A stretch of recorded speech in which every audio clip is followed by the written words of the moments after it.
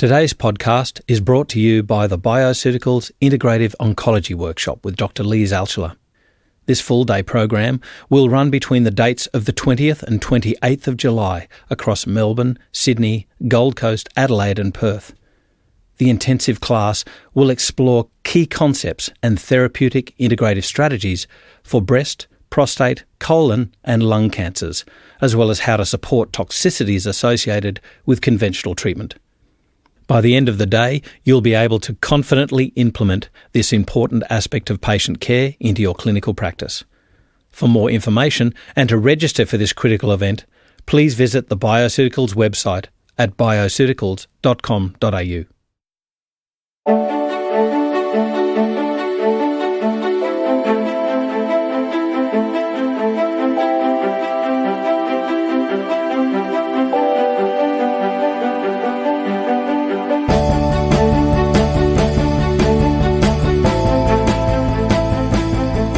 This is FX Radio and I'm Andrew Whitfield Cook. With me in the studio today is Belinda Reynolds, who's a dietitian with over 15 years experience in the integrative medicine industry. She's a very renowned senior educator with Bioceuticals who regularly presents to audiences throughout Australia and New Zealand with great applause. And she's known for her practical, easy style and bringing complex biochemical processes into an easily digestible format with practical clinical applications. Welcome, Belinda. Thanks, Andrew. Great to be here. Today we're going to be talking about extemporaneous dispensing because there's some exciting things coming to Australia, some of which are already in Australia, and they're going to be available for practitioners to now use, to me, in a very exciting way. So can we maybe start off with, let's say it's the poster child, and that's N-acetylcysteine. Tell me what it's used for, or first tell me what it is, and then maybe we can go into the usage. Certainly. So N-acetylcysteine is firstly a precursor to the amino acid L-cysteine. Now, L-cysteine works as an antioxidant in its own right. However, it's also one of the limiting substrates for the synthesis of glutathione in the body. Now, glutathione is one of the most important antioxidants within the body and exists within cells to protect against oxidative stress and also to maintain a cell's viability and functionality.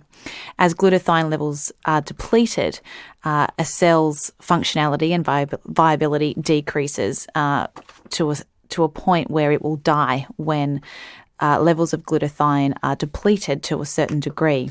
That's one of the reasons that red blood cells only last 120 odd days, isn't it? Because they don't have mitochondria, they rely on glutathione. Yes, that's right.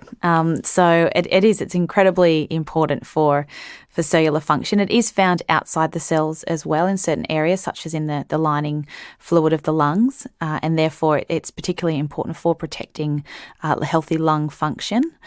Cysteine is not only useful as an antioxidant, it also assists with providing mucolytic benefits, which makes it useful in situations such as chronic obstructive pulmonary disease. So it assists with breaking down disulfide bonds in mucus to help with reducing the viscosity of mucus so it can be cleared more efficiently. And it also seems to decrease the expression of certain mucin proteins, therefore reducing mucus production. In addition to that mucolytic benefit, when we're looking at chronic obstructive pulmonary disease, the cysteine being an antioxidant and also for promoting the glutathione production, it can protect against the excessive inflammation and oxidative stress which is associated with these conditions. So it has quite broad actions for a range of different conditions in the body. Further to its antioxidant and mucolytic benefits, because we know that inflammation is often initiated due to oxidative stress, it can be useful in a range of different inflammatory disorders, and it also assists with detoxification as well through its ability to enhance glutathione and thus glutathionation, which is an important part of liver detoxification processes. In addition to this, N-acetylcysteine also seems to provide a benefit for the brain in terms of its glutamate regulating benefits. So when we look at conditions such as addictions, these are believed to be associated with imbalances in the glutamatergic systems within the brain, and therefore researchers have investigated the use of N-acetylcysteine in these conditions, and they have achieved some very beneficial outcomes. And on top of that, glutathione also has neuromodulatory functions as well and can function as a neurotransmitter in its own right. And so via, again, that ability of N-acetylcysteine to enhance glutathione synthesis is very useful for a range of different behavioural, mood and neurological conditions. Okay, well, what sort of dosages could you use in some of these neurological conditions? And indeed, what neurological conditions have been shown for it to be effective? Okay, so there's a variety of different neurological conditions that N-acetylcysteine has been trialled in. There's some studies done on patients with bipolar depression. The doses there were around 1 gram twice daily in the studies, and they achieved beneficial outcomes there. So when we look at a lot of the different neurological conditions and behavioural disorders, it has been discovered or confirmed that these problems are often associated with oxidative stress, inflammation and mitochondrial dysfunction within the brain. And of course, toxicity is a common contributing factor as well. That really rings of the 2015 symposium, doesn't it? It certainly does. Those imbalances are associated with so many different chronic disease states, and the brain is no exception. So when we're looking to address many different chronic disease states associated with the brain, whether they be neurodegenerative conditions or behavioural problems, it really is important that we're at least considering whether toxicity, oxidative stress, mitochondrial dysfunction and inflammatory issues are a contributing factor to these diseases, and therefore addressing them as well. And it's interesting because when we do look at bipolar depression, the underlying pathophysiologies associated with that are very similar to depression and anxiety disorders and neurodegenerative issues like dementia and even Parkinson's disease. And what they do see is that oxidative stress and glutathione depletion in the brain as well. And it's due to these findings that the N-acetylcysteine has been trialled for these conditions, and they have achieved really significant benefits. And thinking back to the brain-derived neurotrophic factor that we discussed in our previous chat, this brain-derived neurotrophic factor is essential for the survival but also the growth of neurons in particular areas of the brain, such as the hippocampus, that control mood, behaviour, emotion, learning and memory. And this brain-derived neurotrophic factor, or BDNF, is compromised by oxidative stress, glutathione depletion, inflammation and toxicity. So it's likely that via N-acetylcysteine's ability to promote glutathione, protect against oxidative stress, and therefore suppress any reductions in brain-derived neurotrophic factor expression, that we're improving the health of these areas of the brain and thus enhancing neurotransmission and also neuroplasticity. So again, bipolar depression, it was 1 gram twice a day that they found to be effective. Of course, it's worth, when we have a patient in front of us presenting with these sorts of conditions, there's many other factors that we do need to address, but N-acetylcysteine certainly should be a consideration when putting together a treatment protocol. If we have a look at other brain-related issues such as Alzheimer's disease, very high doses have been used at 5 milligrams per kilogram per day. So very high doses to achieve that protective benefit for the brain, and also to try and assist that neuroplasticity by protecting against the oxidative stress that's clearly suppressing that neuroplasticity. And of course, again, functional medicine and a broad spectrum approach is the most beneficial way of managing these conditions. Absolutely. So yeah, that recent trial that came out of UCLA, it was a small trial, but using functional medicine, they were able to reverse symptoms of dementia using improvements in diet, improvements in lifestyle, relaxation techniques, mitochondrial nutrients, and then adding something like this into that sort of protocol could be very, very useful. But I also think it's important. It's the age-old question. It's nice to give it, but you've got to give it in appropriate dosages. And then after that, you've got to think about the cost as well. So we've seen with certain ingredients that great to use, but then the amount that you've got to use to get a benefit, the cost just makes it prohibitive. Glutathione was a point in question. SAMI was another one. So it's great now to be able to have on hand a truly therapeutic tool that you can adjust the dose for each individual patient that you see. It is. It's fantastic and very exciting for practitioners because they'll be achieving better patient outcomes, which is beneficial, of course, for the patient, but also it's satisfying for the practitioner themselves. It's very rewarding to be achieving those sort of outcomes in patients. So what are the conditions? Like you mentioned respiratory conditions. I remember it was called an orphan drug called Mucomyst, and it was N-acetylcysteine for cystic fibrosis. You've mentioned its use in chronic obstructive pulmonary disease.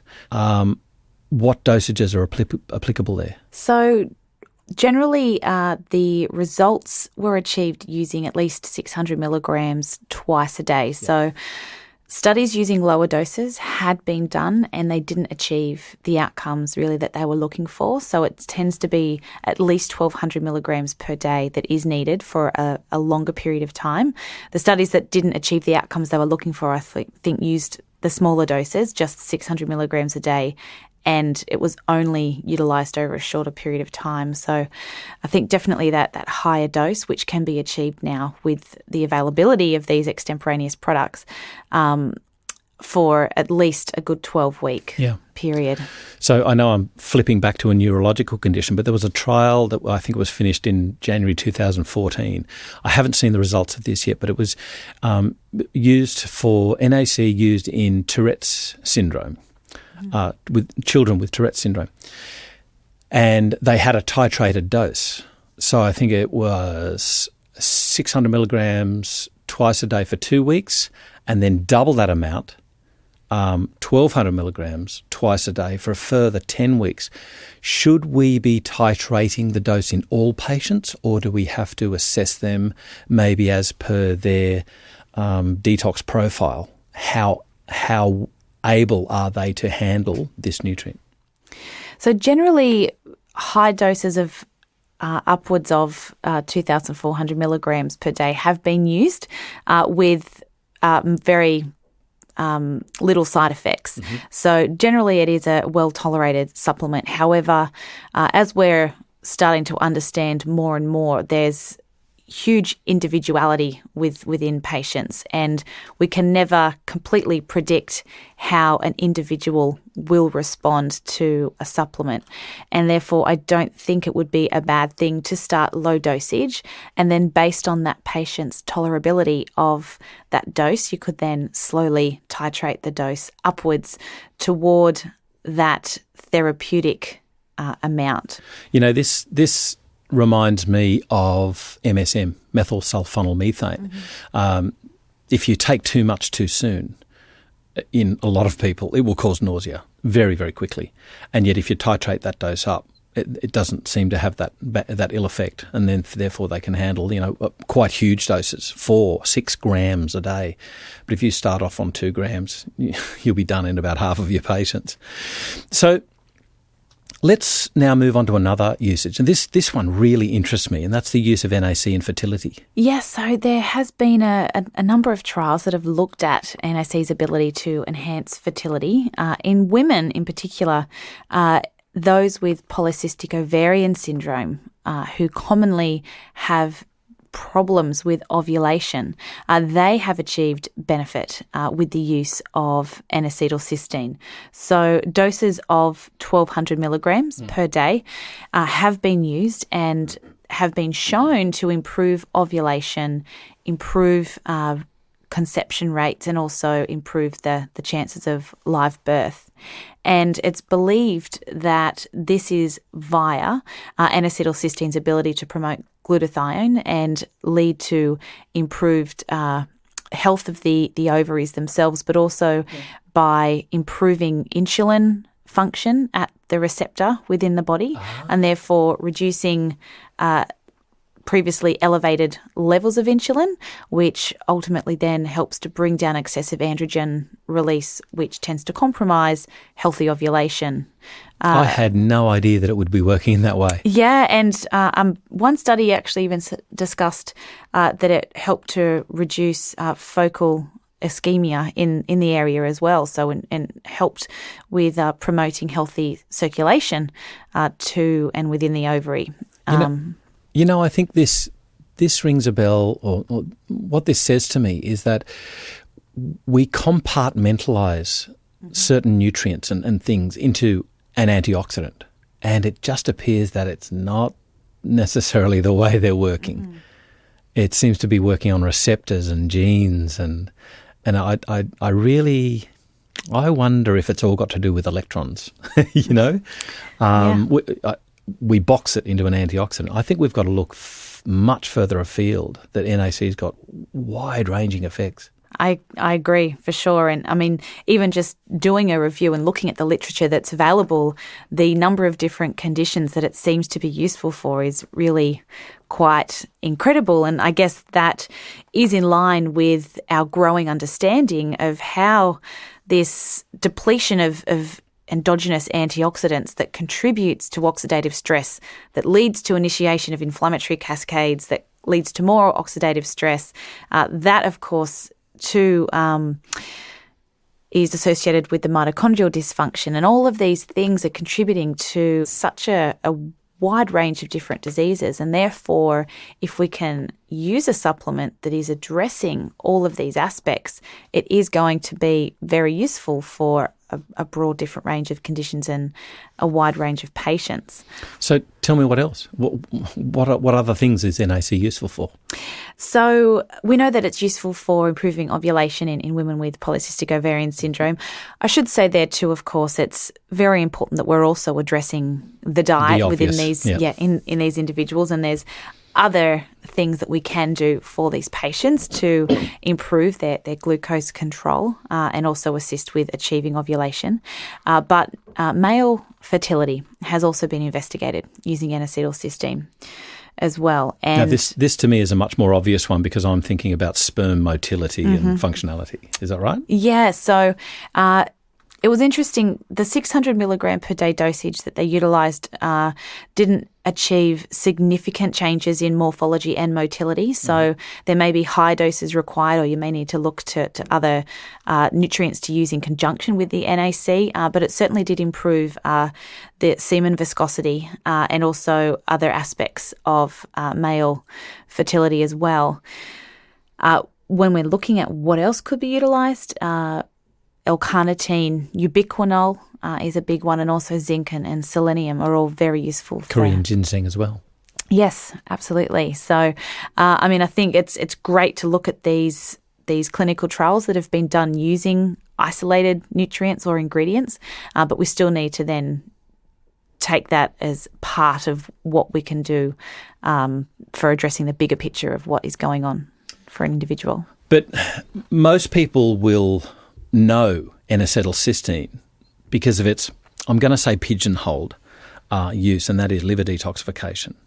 Now, as I said, I think we've got to look far further afield, but it really gels with what Dr. Joe Pizzorno was talking about at the 2015 Biocidal Symposium about our, insidious and ubiquitous load of toxicants. Talk to me about NAC's use in liver detox and what are the appropriate dosages. Surely there's got to be some variance here for the various toxins? In terms of specific doses for various toxins, I don't have specific doses in my head, but the N-acetylcysteine is absolutely a key ingredient for enhancing healthy detoxification. So glutathionation or glutathione conjugation is a very important pathway of liver detoxification. Specifically phase 2, it's involved in assisting with the detoxification of endogenous toxins such as estrogens, but also too for heavy metals and other exogenous toxins. And of course, we know that N-acetylcysteine is able to promote healthy glutathione levels. So that's where it makes it very useful for detox. But the glutathione isn't just essential for phase 2. Often when someone is quite toxic and nutrient deficient, they'll often find that phase 1 is working over time and producing rather volatile intermediates that are awaiting movement into phase 2. And if phase 2 is falling behind, which is often the case in toxicity, damage can occur to the liver in that intermediate phase, and glutathione depletion due to toxicity and due to oxidative stress can actually result in greater damage to the liver cells during that intermediate phase. So what do you see here? Do you see raised liver enzymes? It can be raised liver enzymes, yes, and the development of fatty liver and other conditions, and also other signs of toxicity as well, because if the liver isn't functioning effectively, then you will be experiencing sort of greater symptoms of toxicity.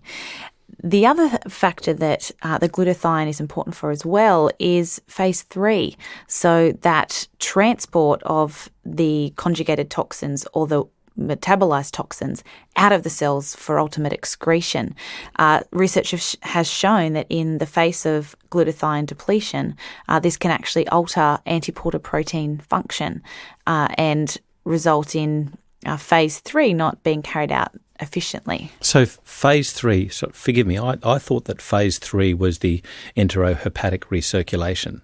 We're talking about something different here, the antiporter.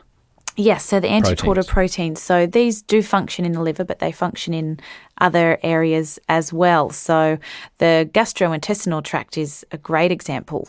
Many people don't realise, but the enterocytes, or the cells that line the gut, are responsible for around 25% of the detoxification processes that are occurring in the body. They don't necessarily carry out phase 2 reactions. They're generally happening in the liver.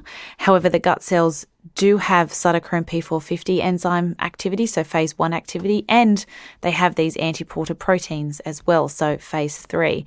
And as we're constantly bombarding our guts with toxins as we eat food and drink fluids throughout the day, these phase 1 and phase 3 processes are constantly working to try to neutralize toxins that are passing through, but also trying to spit them out to prevent their uptake. And with these cytochrome P450 enzyme systems, or if these antiporter proteins aren't functioning efficiently, we're starting to then allow a greater passage of volatile toxins into the body.